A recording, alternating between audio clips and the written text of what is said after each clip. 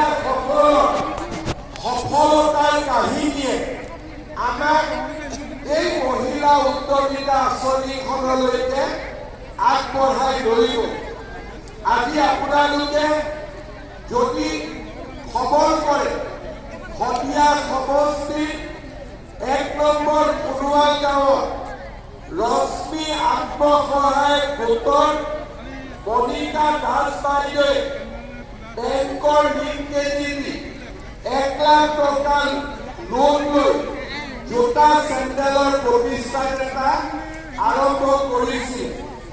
আজি বাইদেৱে 8,500 টকাকৈ মাহত উপাৰ্জন কৰে আৰু বছৰত 1,02,000 টকাৰ যোৱা বছৰ ব্যৱসায় কৰি